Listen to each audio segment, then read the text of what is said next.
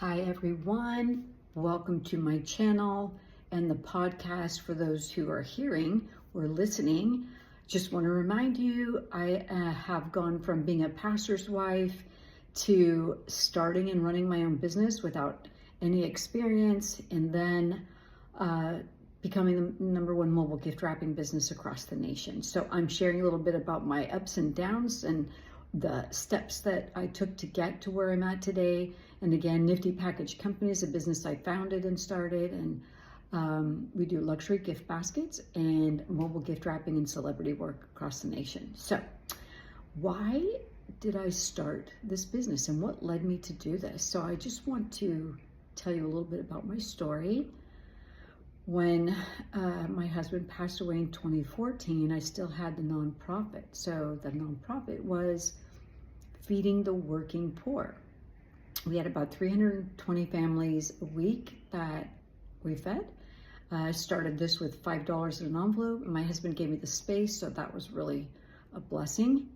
And every single week we provide foods, and this took people through the crisis of 2007 and 2008. And I remember when I first started and I had 19 people asking for food, and these were not homeless. These were working poor, people who worked and were struggling to make ends meet, which is kind of where we're at today, almost worse.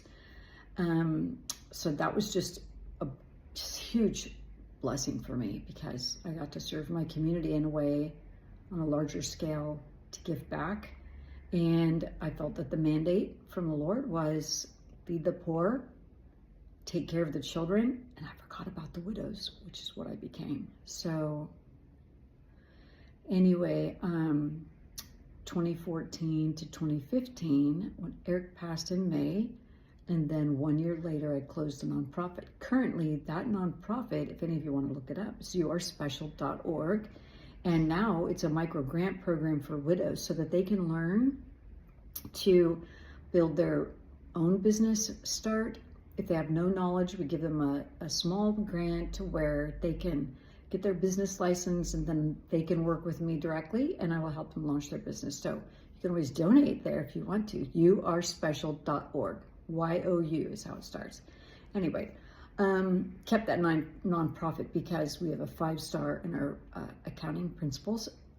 So in 2015, I knew at the end of that year, from May to May, that my stipend would be up and I'd have to create an income or earn an income, get a job. So somebody who worked in the nonprofit was they had a friend who had some facilities where it was like a rehabilitation facility, and they were going to bring me in to be a director over one of the facilities. But while I was in the interview process, the gentleman, who was great, wonderful, wonderful company, he said, Michelle, we have a 5-star program, so you're going to have to work 50 to 60 hours, and you're going to have to be on call.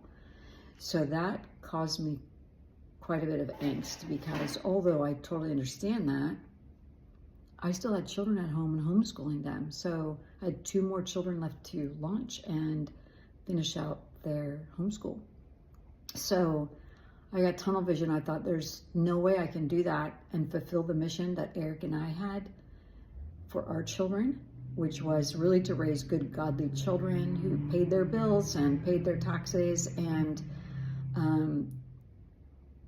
so I was really torn. Anyway, I was driving home that day and I thought, how is there any possibility that I could start a business where women could work when they wanted and could versus had to? Because that's what I would want. And can anyone work from home? And is remote even an option? Like, I love the remote business opportunity. Like, I love that whole model.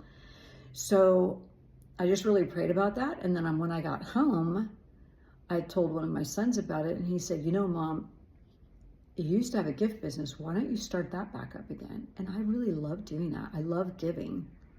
That was a big problem for me because I didn't understand profits or cost of goods or how to ask for the sale. I didn't understand any of that. Like, I'm telling you, if I can run a business, start a business, even though it was very difficult and still is many times, I was able to do it. So that's what I'm going to help you do. Anyway, I talked to some of the ladies. Are you interested in working in this kind of an environment? And one of my daughter-in-laws just jumped right up and got very involved and has helped me tremendously through many stages of the business. So we started working remote, figuring it out what it meant to work on each person's computer from home, and then came in and worked on big projects, and it just took a lot of ironing out, a lot of issues. Our biggest issue we had was inventory and managing that, but that's been solved now, but still back then it was a little difficult. So that's how I launched. My son made a brand, and Nifty was born in October of 2015. So starting out with corporate gifts, gift baskets, and my desire was to go after corporate business because I knew instead of it just being one, it would be 10 or 20 or 100. And I want to say maybe 1 year later, we got our first large corporate order. It could have been 2 years, but in the meantime, we were working on a process. And then I learned to go out and start networking. And so that was terrifying. I like people, I love people, but I had to sell something or talk about myself in that regard. I have had to grow so much, I can't even tell you. So I just want to encourage you, stay. So let me talk about, again, the launching process and what led me to start this business. So first of all, I was desperation. I was desperate to be able to be home with my children, or at least present, and around my grandchildren as they were growing up. I knew that time was flying by, and I wanted to make sure I was present. If I was gone all the time, I wouldn't be able to be involved. And that changed eventually because everyone's taking care of their families, and I'm not needed to the same degree. So, and then when it comes time to be with them, I can be with them and be present for them. The next thing is I had a desire to work for myself. And I love that idea. I didn't understand all that's involved because it's not easy to do.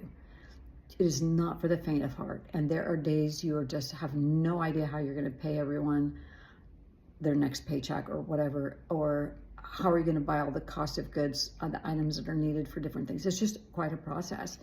So I definitely had the desperation, and then I had the desire, and last I had the dare. The dare was, could I do it? And the truth is,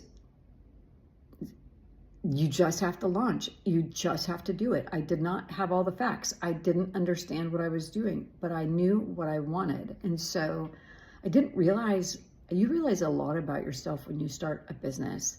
I didn't realize I liked the dare. I liked the risk. It's quite interesting, all the emotions that happen as a result. So I want to encourage you, for those of you who are interested in starting a business over age 50, just do it. I mean, what if you don't and you look back and you have regret? And regret to me is one of the most difficult things to face and experience. So I'm wishing you the best. I know you can do it, and feel free to subscribe and like this video so that I can get my algorithms up and I can talk to other widows who are over 50 and learning to launch either their business or just even a new vision for themselves and create a new identity. Have a great rest of your day. Thank you for listening. Bye.